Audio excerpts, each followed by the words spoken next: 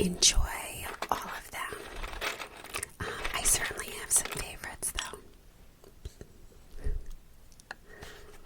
Okay, I'll use that one.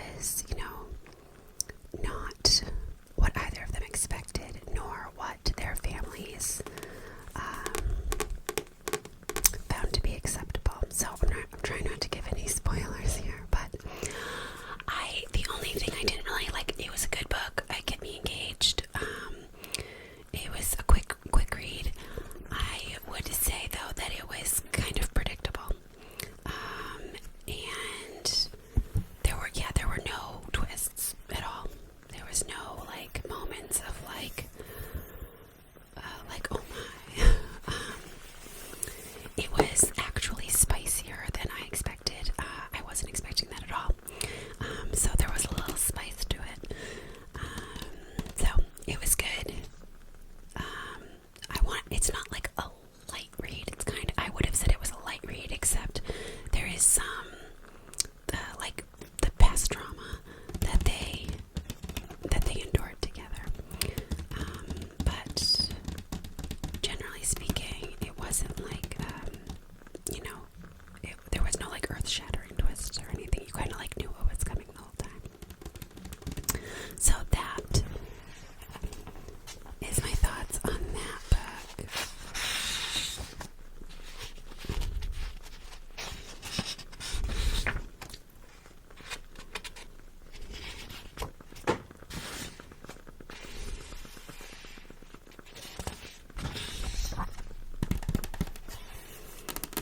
Okay, I'm just gonna take a quick sip of this tea.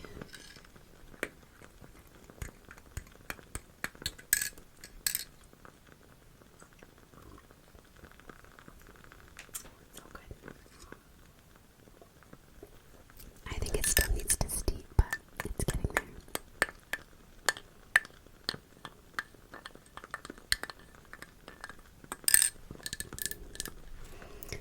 Okay, let's see here. So, the next book we can talk about is this one at the bottom here. The most fun we ever had. This is actually, so I bought the book and I read it. I loved it. It was great. But I gave my copy to a friend. I passed it along already, and then I wanted to share it with you all, so I ended up getting a copy from the library. The cover of my book was different than this, actually. Mine was the paperback, so maybe that's why, but mine had like a colonial house on the cover. But this is by Claire Lombardo. And I will read to you the description and then we can discuss.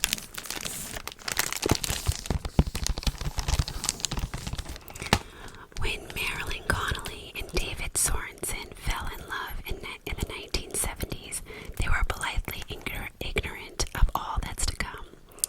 By 2016, their 4 radically different daughters are each in a state of unrest. Wendy, widowed young, soothes herself with booze and younger men. Violet, a litigator turned stay-at-home mom, battles anxiety and self-doubt when the darkest part of her past resurfaces. Liza, a neurotic and newly tenured professor, finds herself pregnant with a baby she's not sure she wants, by a man she's not sure she loves. And Grace, the dawdling youngest daughter, begins living a lie that no one in her family even suspects. Beneath it all, the daughters share the lingering fear that they will never find a love quite like their parents. As the novel moves through the single tumultuous year following the arrival of Jonah Bent, given up in a closed adoption by one of the daughters 15 years before, we are shown the rich and varied tapestry of the Sorensens' past. Years marred by troubled adolescence, infidelity, and resentment, but also the transcendent moments of joy that makes everything else worthwhile.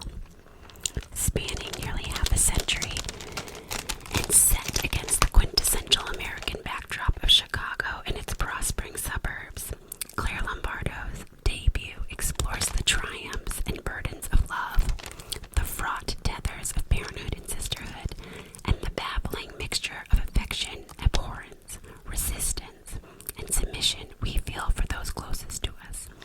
In painting this luminous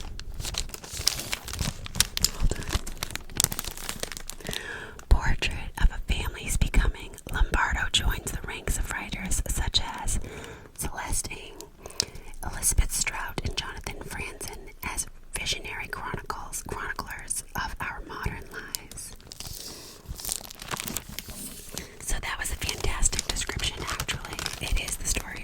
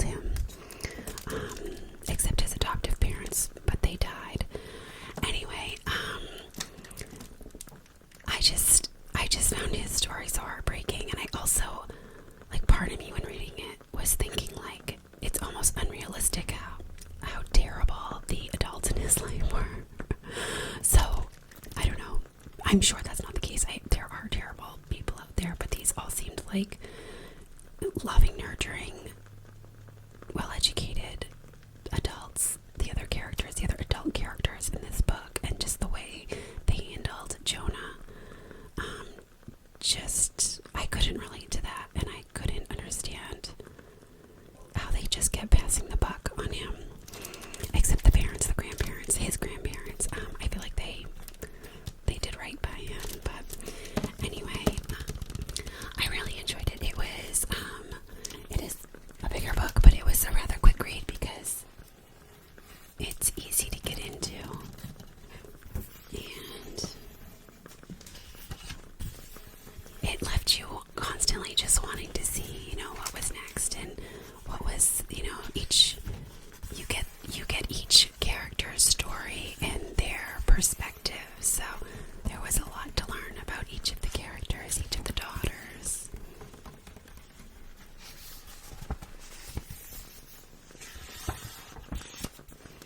I can try to find a passage to read to you. Let's see.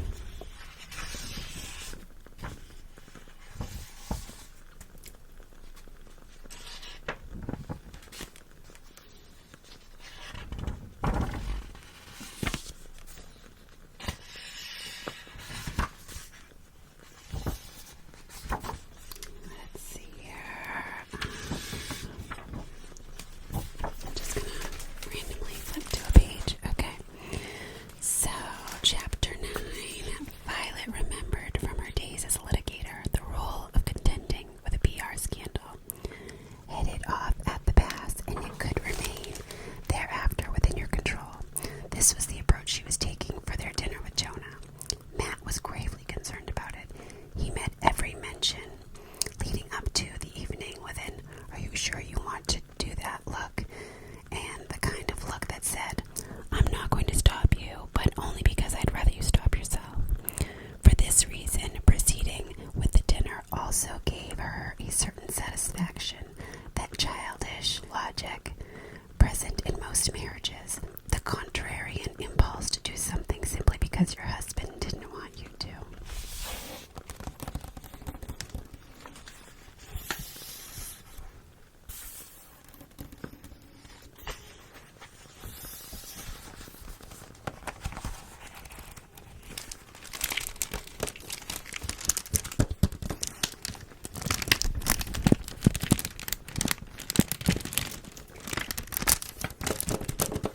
So, I do highly recommend this book, The Most Fun We Ever Had, by Claire Lombardo.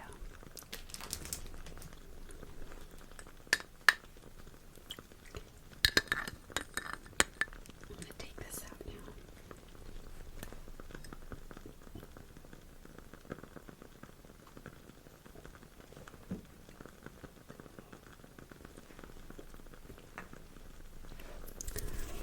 Okay, let's see here. So, I had talked about this book a little bit before I had started it in another video. This is called On Earth We're Briefly Gorgeous, a novel by Ocean Vuong. And I really didn't know what to expect with this book.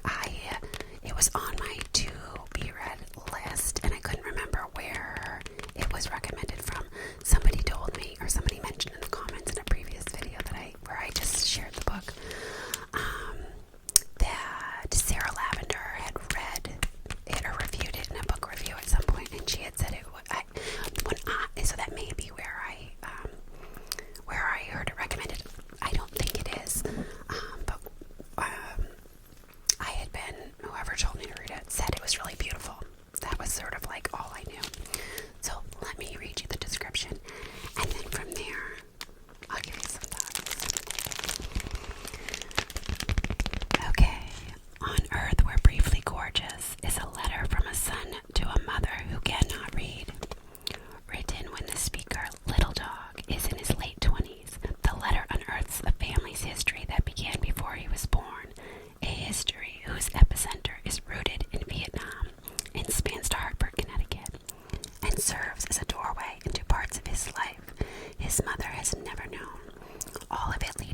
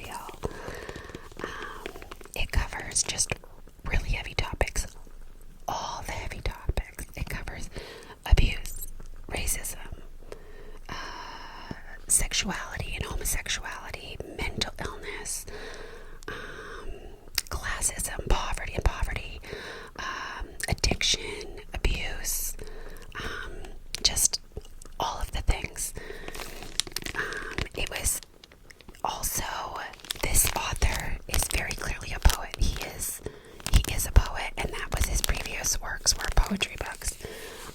And this book is written in a very, very poetic way. However, it's not done so in a way that is like some books that are written in like a very poetic way. I sometimes feel like I'm slogging through them and like you're sort of like just swimming through, it's like swimming through mud, you know, trying to just get to the center of the story, and that is not the case with this book. It is very clear.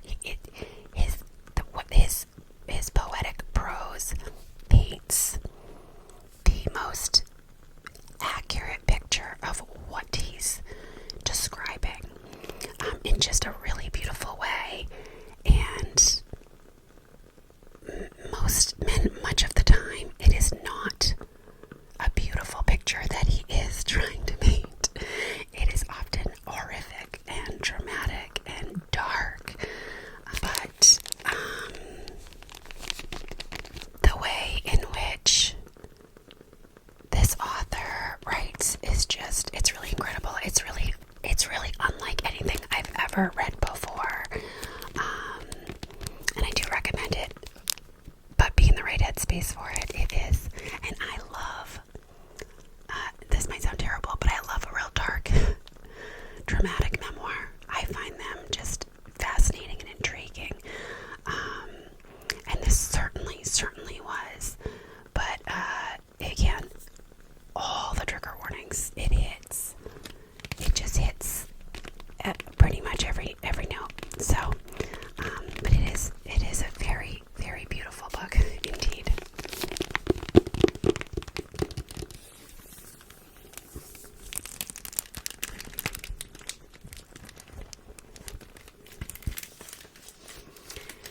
I'll try to find a passage to read to you.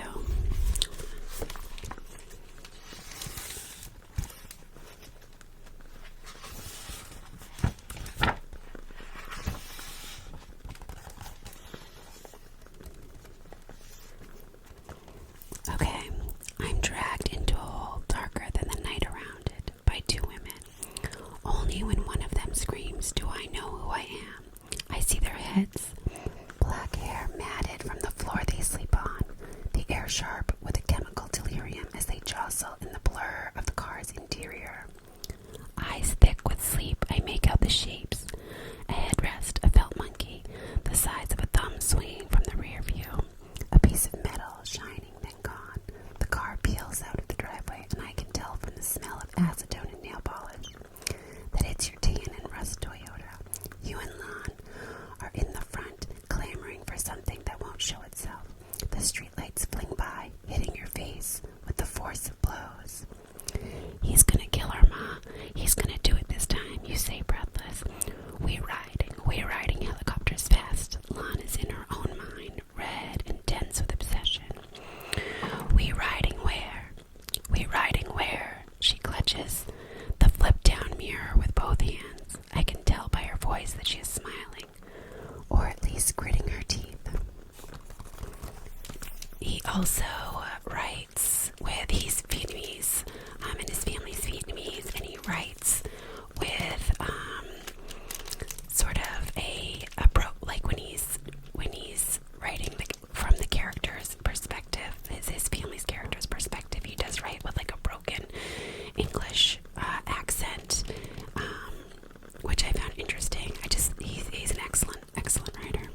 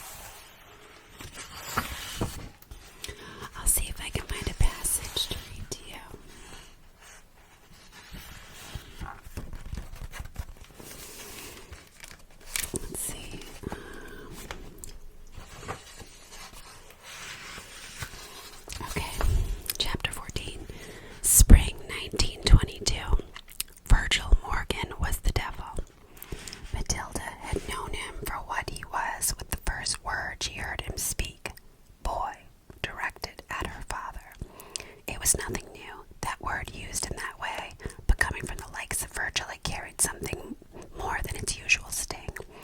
It had come, that first encounter, on the heels of Curtis Creedle's having told Virgil to get on home when he came around looking to buy liquor on a Wednesday afternoon when Curtis, as Virgil well knew, only sold to locals on Sundays. Sunday morning, 9 to noon, when those most likely to object were tucked away at church. It was safe enough selling hooch to pagans on the trace while prohibition was only just taking hold, but Curtis did not need Virgil's business, and he did need Matilda's father. On the Creedle farm, Dalton Patterson, a sharecropper, was more important than Virgil Morgan. Matilda knew that, and Virgil knew it, so Virgil took him down a peg every chance he got.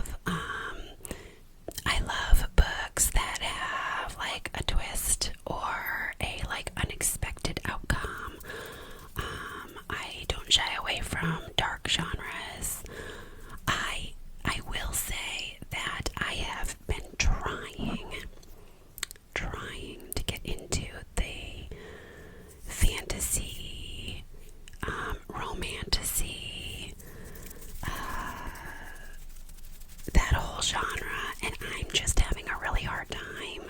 I just don't know if it's for me. I won't give up. I'll keep trying because I want to love it. I love the idea of this sort of like escapism